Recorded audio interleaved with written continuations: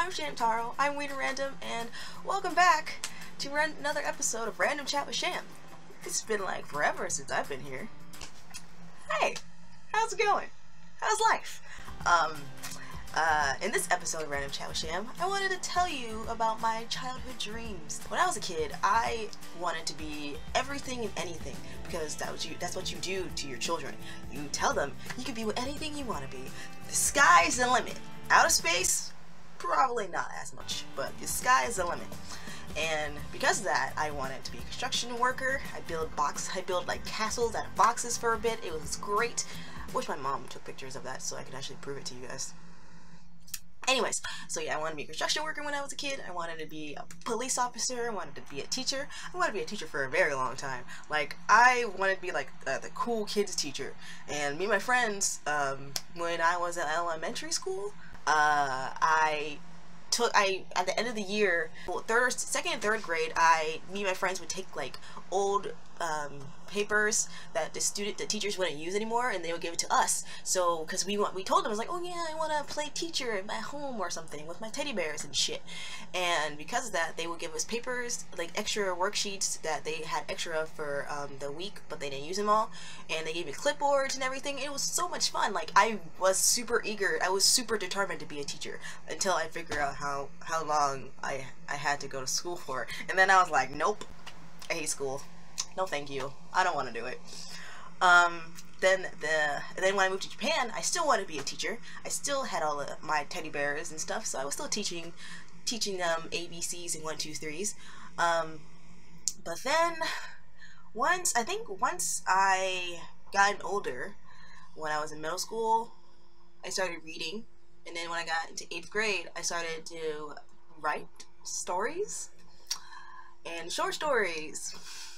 Boy, were they very interesting. And I was a kid, I wanted to be an author. Yay! I wanted to write things. I wanted to tell people my stories. I mean, at the time, they weren't really great. They were probably like 6 pages, front and back, long, on a notebook, on like literally binder paper, and I even made covers for them to make them look cool and shit. It was the greatest. I wish I had those. Oh my god, I wonder what I did with them. Oh my goodness, now I really want to call my mom and be like, hey mom, I have to tell my phone all my writing stuff. But I think I threw them out because they were really bad. But, so, the 2 stories that I remember the most is The Gothic Prince and the Racer Clan series stories. Okay, so The Gothic Prince oh my god, this is so embarrassing. The Gothic Prince was basically a book.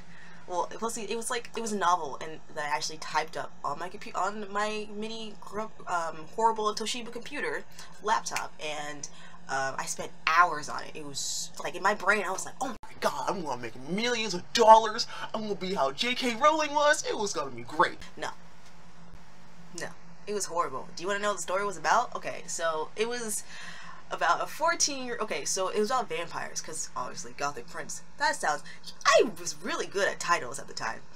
So The Gothic Prince, and it was... I guess I was going through a phase of vampires. The Chronicles of Vladimir Todd, and I was reading The Vampire Academy, and some other vampire books for, you know, teenagers who wants vampires to suck their blood and to make them vampires so they can have vampire love, because that's a thing. So yes, in Gothic Prince, it was about a boy who was okay, so it was a cursed boy who was supposed to be a prince or something, and it was weird because of what it was like. Every 100 years, a kid's supposed to be born in some type of family. I forgot the name. Now I really want to know their family name. In the family, and I guess he was cursed, and no one wanted their entire family, like, outcast him and everything. And he had, like, I think the first 14 years of his life to kill, I think, 100 people or something, and if he did it, someone was gonna kill him. But that didn't really go well, because I guess him and his brothers, who actually only liked him, was the only people that actually liked him, they left and they moved out into the real world where they make bloody omelets every day. That was the most, I think that was the most creative thing I actually put in my book, bloody omelets. And then also, it's supposed to be a love story where he's supposed to like this one chick, but there's another chick who is from his world and likes him and wants him to go become that back of like a killing prince, but he doesn't want to because he likes his human girl and they're supposed to make love and all that stuff. It didn't make anywhere. It didn't do anything. I didn't even finish it. I finished it, but I was gonna retype it because I was still in the author mode. But that didn't go well. I wonder where is that at? I tried selling it. Like, I'm pretty sure if you look online somewhere, if you type in the Gothic Prince for some stupid short story, it's probably there, probably online. It's not in anything anymore though, because I didn't finish it. And also, my parents didn't want me to publish it yet because they were like, "You're only like 13 years old. You need adult supervision." Yeah. Then my other book that was much longer made a little bit more sense. Didn't really make sense either, but it was getting there. It's a story called The Racer Clan. Racer Clan was it was inspired by me playing role-playing in Test Drive Unlimited 1 and 2, and those games were fun. I mean, I raced. I was a good racer back in the day. Okay. I'm pretty sure if anyone challenged me, I can whoop their ass. That's a lie. Don't test me on that, please. But in Racer Clan, that was longer. That was like a 267, yeah. It was a 267 page story that I written by myself with no help. It was inspired by a video game that I played all the time, and it was stupid because it was like Fast and the Furious, but not in a way, because obviously it's dealing with racing. But so here's the story. It's basically a girl who is 16 moves to Hawaii by herself obviously with her parent permission, but like, and she starts renting a house. How do you do that?